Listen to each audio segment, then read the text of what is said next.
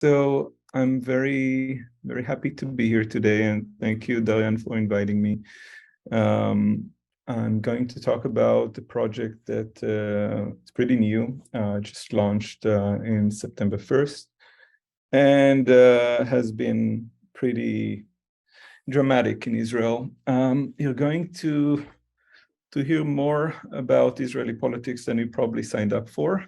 So brace yourselves. And I'll also say that because this issue is very contentious, I will try to make sure that I'm not saying things I regret.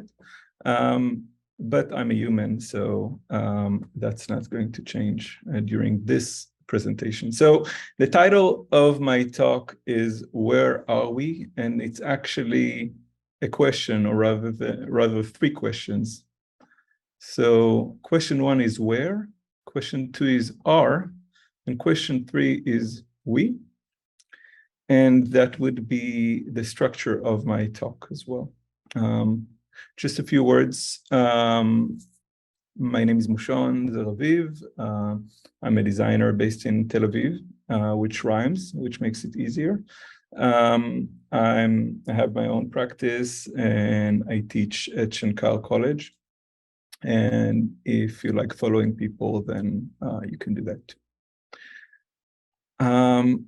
Okay, so this project and this issue is actually very, very personal and dear to me because I was growing up in Israel, which is to the east of the Mediterranean. I grew up with a lot of maps around the house. This is just like a few maps that, were around, and each one of them looked different and showed different information, but which is something that maps do, but each one of them actually showed different borders as well. And I had this weird experience that I felt like I'm missing something.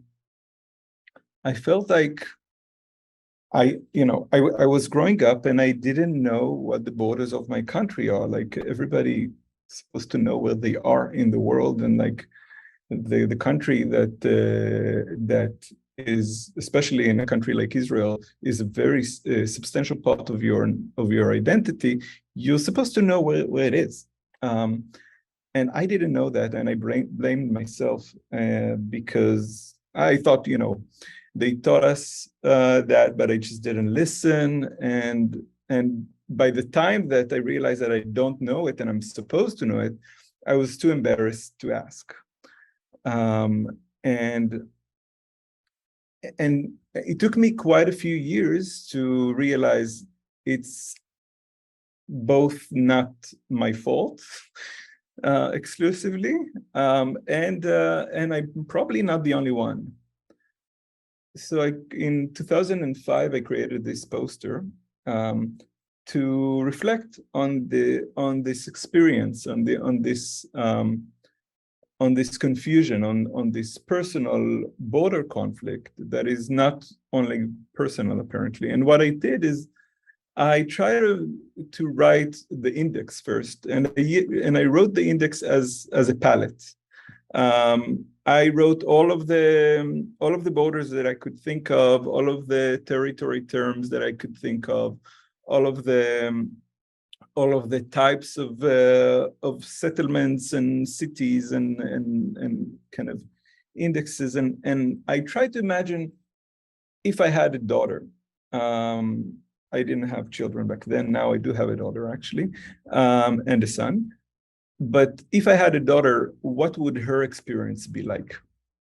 And I realized that she would probably grow up with the same border conflict that I've grew up with, and that this border conflict is this something that really disturbs our sense of place, our understanding of where we are and who we are, and who we're not, and what is our relationship with the region that we're in. And in 2000, and this poster was pretty well received when it came out in 2005. And in 2018, 13 years later, I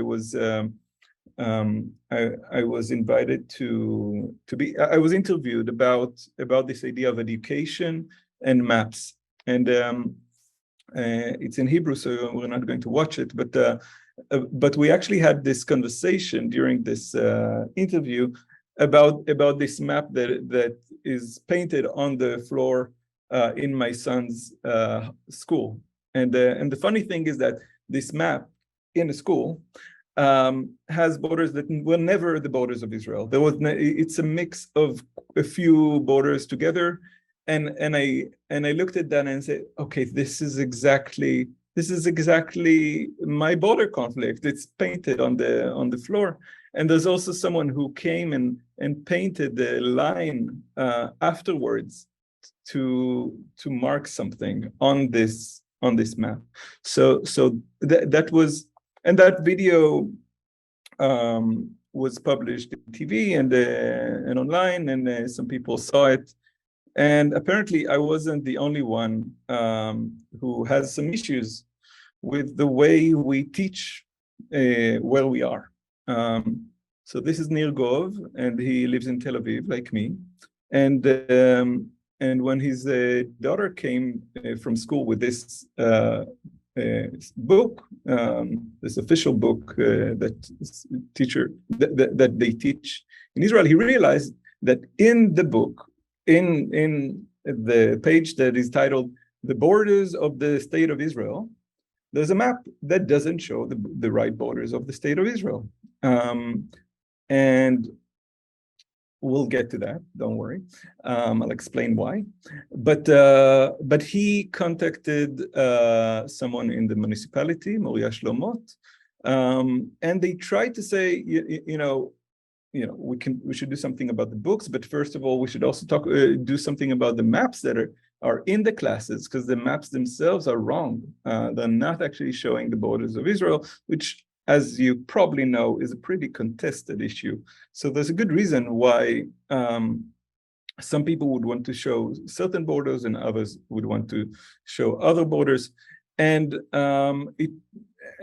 COVID happened and a lot of things happened, and the project was pretty much stuck until Chen Arieli, the deputy mayor of Tel Aviv, who's like a powerhouse that you can't believe, just took it on herself and kind of pushed it forward and just decided, we are going to do it. The municipality is going to fund the creation of new maps that would be on every wall in every class in Tel Aviv. They saw the video where I was interviewed about it, and they contacted me, which is like, you do a kind of a reflective poster and you end up getting the job. So that's kind of a nice story in that sense. So I promised that the structure is where are we? So let's start with where. And I'll explain why the poster is actually constructed from 3 maps. This is usually where we look at the world now in digital maps. And what digital maps can do is they can zoom in and zoom in and zoom in, and we can see different zoom levels, and you can see different information as you zoom in and zoom out. And that is something that is very different than a printed map. But this is a printed map in 2022. It cannot be something that is not, that ignores the environment it's in. Plus, if we're trying to answer the question, where are we? There are quite a few answers, like we are in our city. This is actually focused on my neighborhood, and this is how we chose to represent it. So obviously on Google Maps, we can see a lot of information, but here we want to see specific things for children. So the blue circles are marks of the schools, and the pink ones are for municipality cultural centers. We marked every beach in Tel Aviv. We have a lot of them, and they're really nice. We marked the light rail that is currently being built, but it's going to be opened, and so there is an element of anticipation here as well. And we marked specific landmarks that would be relevant to children. So the idea is that they can look at the map and they identify, first of all, the school as kind of the pivot point for their neighborhood, their home, and their and the actual environment that they experience by walking. And you zoom out, and this was the whole city, and you can see this is the top left corner. This is the zoom out map, the zoom in map, and also marking the shape of Tel Aviv, the neighborhoods, and everything. So if we zoom out a bit further, we can see that when we zoom out from Google Maps, we see very little labels. But when we zoomed in, we saw every street, and we can see every building, right? This is not something we can do in print. So when I tried to put on the second map, on the state map, every label, it looked like that. And actually some maps of Israel look pretty similar to that. They don't overlap, but you pretty much cannot see anything but labels. So there was a need to make some room. Plus, another thing that was important for me is to show. I actually rendered every street in the country. So every street, every small street and medium street is rendered in the map, so you can actually see the urban landscapes or the urban layouts of the cities, and you can see that some cities like the one in the north over here. I'm not sure if you can see my mouse, but you can see that the streets are laid out in parallel to the beach, and some cities are. We can see kind of the metropolitan area of Tel Aviv. We can see smaller villages, and we can see that across borders the layouts change.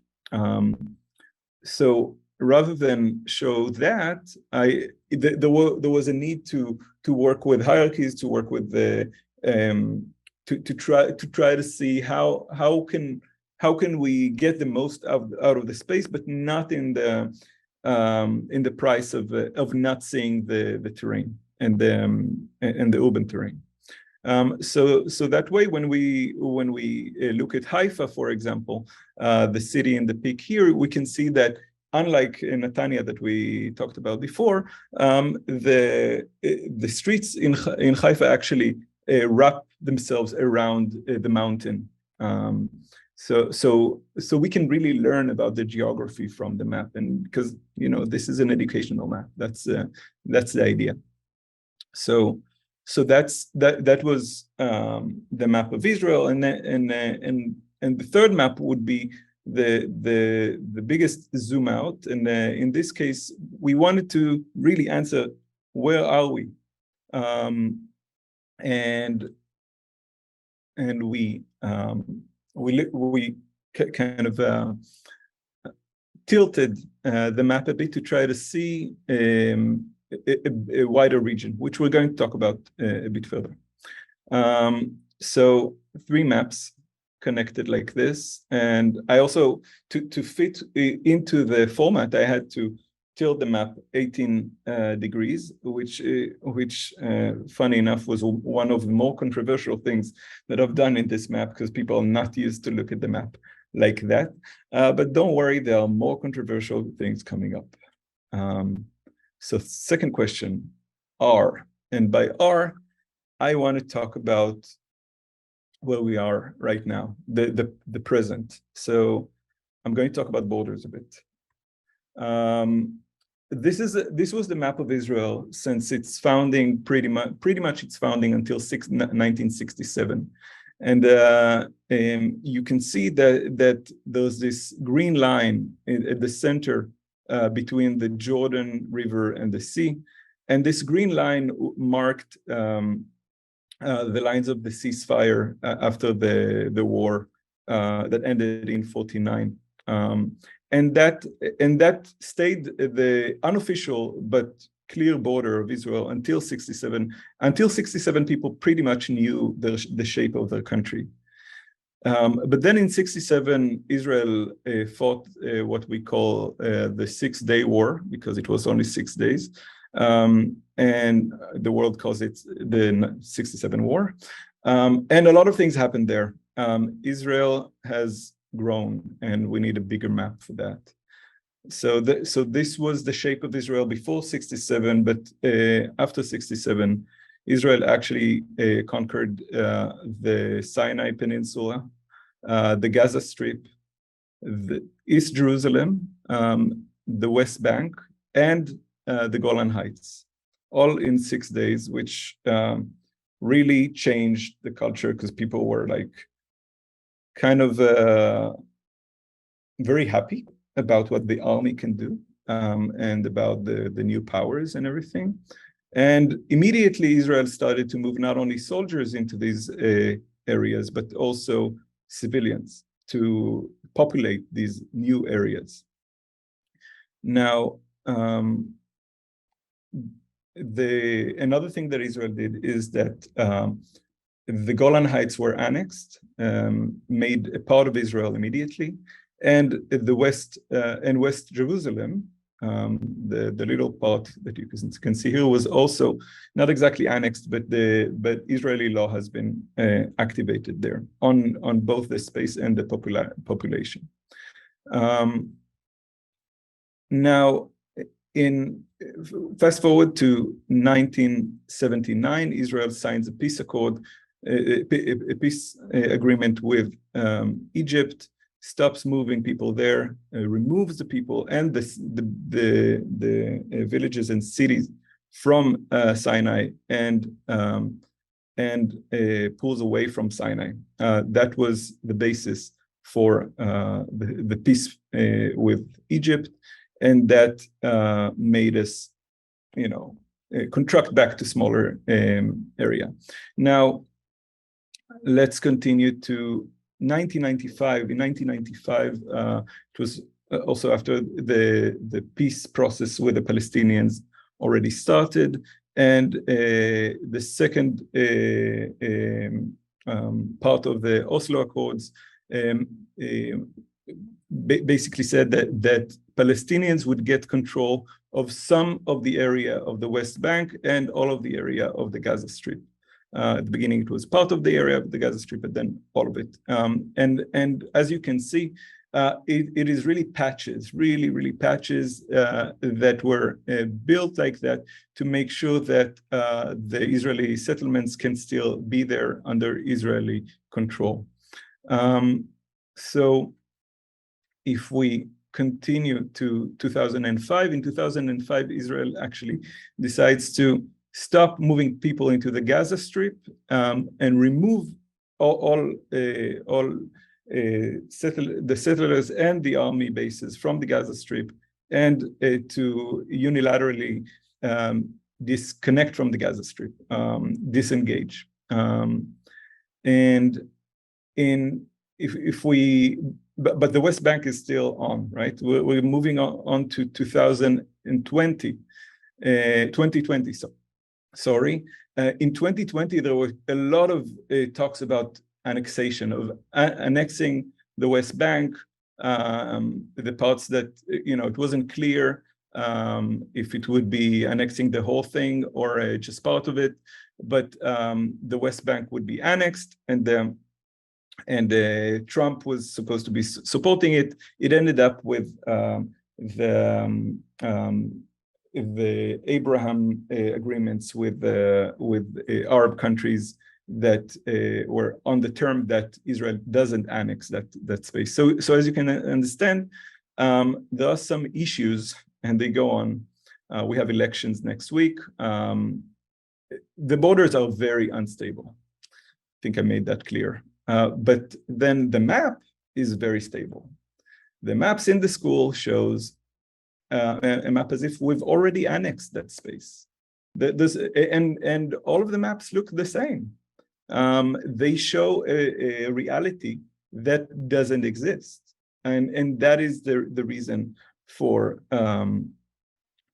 this project. The first reason for this project. So it's the map, it's the study books. There's something we need to do about it. Now, it's important to note this map is not, if we compare it to Google Maps shows a lot of borders on its maps, and they're all dashed. If you try to look at Google Maps, you don't really understand where Israel is. We had to decide where Israel is, and to do that, we had to draw one line. The green line is actually not a line, it's lines. So many of them repeat themselves. So with the Golan Heights, because Israel, we decided that our approach is, what does Israeli governments, the current Israeli government think that where Israel is, right? The Israeli law. Israeli law has annexed the Golan Heights, even though most of the world does not accept that annexation. We included this within the line. Now, when it comes to the West Bank, that is more complicated, because as you can see, there are multiple lines, as you can see on the left, multiple green lines, but there is a certain line that is more explicit in our map, and that is the sovereignty line. The sovereignty line, which is the one line that we decided to embolden, is the line that shows to what, where does Israeli law, what areas are under Israeli law? So that line means it continues into East Jerusalem, even though no other country actually accept that. But this is an Israeli map. It shows Israel's perspective. At the same time, it shows that our sovereignty actually ends in the middle of what we thought is still Israel. We got some flack for that. I'll finish that part, and then hopefully we'll get to finish it. Anyway, we got a lot of media that, well, basically the Ministry of Education, as soon as they've heard about that map, they've declared that we are not allowed to put the maps in classes. And this pretty much blew up. You can see the Washington Post writing, Tel Aviv allowing kids to see Israel's actual borders shouldn't be controversial. Who's afraid of the Green Line? And nobody actually knows where Israel ends and Palestinian territories begin. We're trying to answer that question. Apparently, the mapping center of Israel does know where Israel ends, because they published this map. And this map actually shows where do Israeli courts have a jurisdiction. And that is identical to our map. And so as much as Israel is trying to ignore that, we cannot talk about law in Israel without acknowledging space. But it's an image, and this is relevant to the topic of our panel. This is an image that was hidden, and it's a powerful image. I'll finish with a tweet from Chen Arieli. Today, maps with the green line will be hung in all classrooms in our city. The reaction of the Ministry of Education is disgraceful, and we continue as planned. Boys and girls deserve to grow up with a realistic and uncensored sense of place. This is a project we have been working on for 2 years, and I am very excited and proud. So we talked about where, and we talked about our, but we need to talk about we. What do we mean by we? And how does the maps and the borders and the sense of place create this we? Now, here's a way of asking that. So we're looking at the borders, and it brought us certain aspects of identity, of who we are not. But I would argue that there are other ways. There's languages, the populations, and there's climate. And these are three things that are much deeper and more ingrained than borders. As you've seen, borders are changing all the time. Languages, populations, and climate, not that much. Let's start with languages. So Tel Aviv is actually a city that is pretty young. It's a bit over than more than 100 years. But it was built to the north of Jaffa, kind of a Jewish extension of Jaffa, which is a very old Palestinian city that was around for thousands of years. So there is a Palestinian city that is a part of the same municipality. Tel Aviv, Jaffa is the same municipality. The first Jewish Israeli city, and the first and an old Palestinian city. Now, Israel, 20% of citizens in Israel are actually Palestinians, and they speak Arabic. So Arabic is on signs.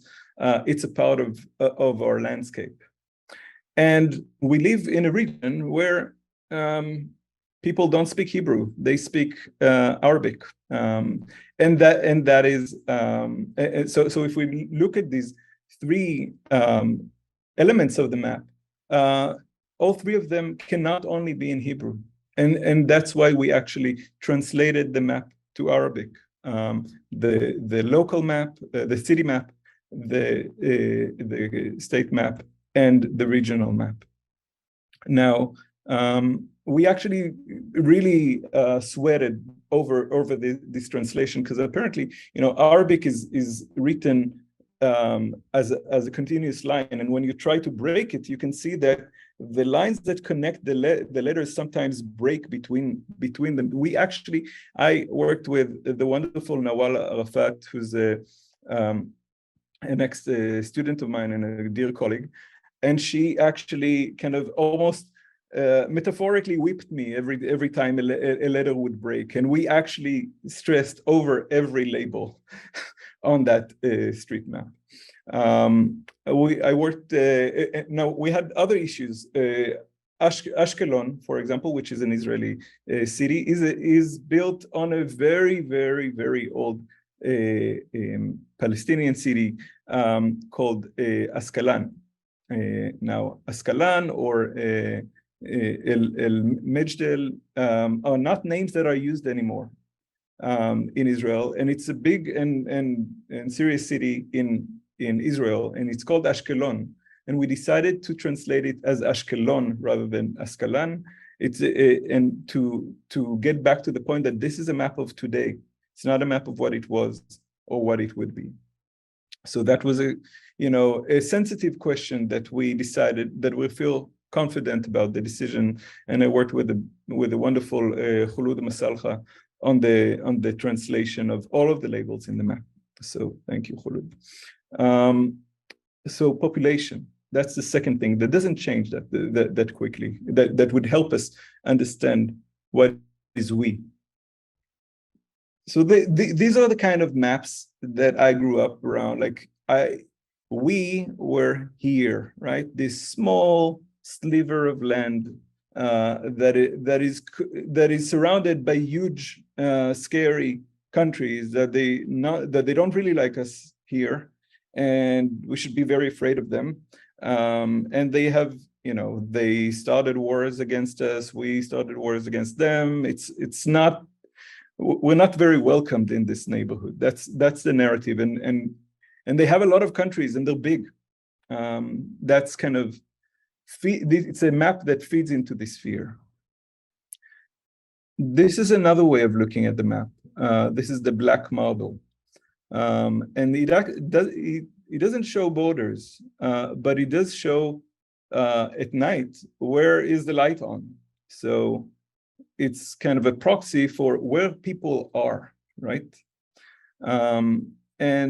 And when I really like to look at the region through this map, and when you look at it, you understand that it doesn't really correlate to the polygons, right?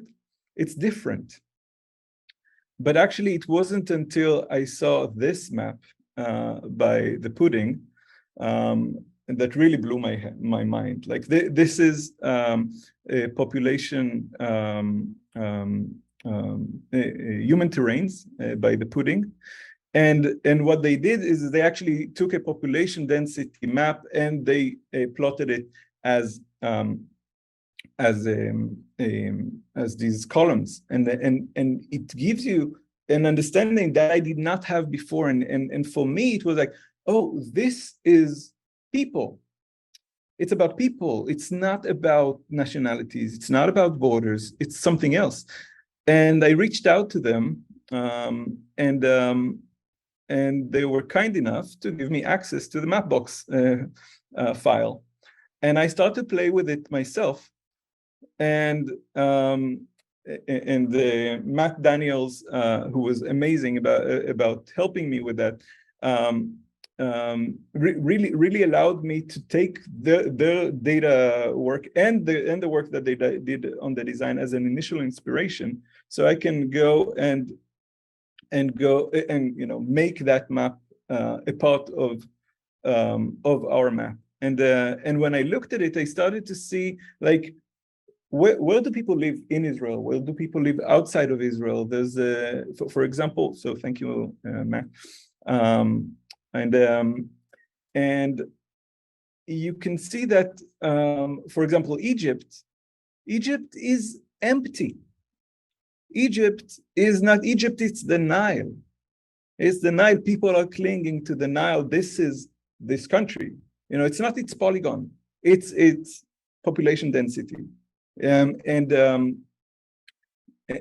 when we look further to the east, we can see that all of these great polygons, they're empty. It's a lot of desert. And we, on the other hand, we can see that there are some patterns, and we can see that further north, the more north we look, the distribution of population is different. And I looked at that and I said, like, I can see lines, I can see patterns. What's missing here? So I worked on that map a bit, and I changed it to that, and then it was clear. Which takes us to climate. It's about the climate. It's when we look at this region, we see these are people who are clinging to waters. We can see the Tigris and the Euphrates over here from Syria and in Iraq. And we can see that when there's water, when it's not a desert, there are people, there's life. And we can see that with Egypt, and we can see that in Israel and Palestine and Lebanon and so on. And definitely when we look further north, we can see that Turkey is much greener and therefore populated differently. And we know this is changing. We know this is changing. We know we get less water. We know that not only our region is changing, Europe is changing, the world is changing, and the borders that we've drew with our French and British rulers, pun intended, would not suffice anymore, because that yellow and green balance that we have in the map, that is supposed to create conditions for the red, right, for life, does not. It changes. We get more yellow, less green, and then there are less conditions for red, right? So when we look at how Europe is changing, how the world is changing, how our region is changing, we cannot get back to this thinking of borders as if this is the way to understand who we are. We are people who are trying to live in a climate. Now the climate is changing. It would change the borders. It would change our understanding of who we are. And that is something that is a super important notion for children to understand where they are, and to really understand where would they go from there. So this is where we are. We are in classes now, which is very, very exciting. So I think from here, we might be able to get to somewhere better. Thank you very much.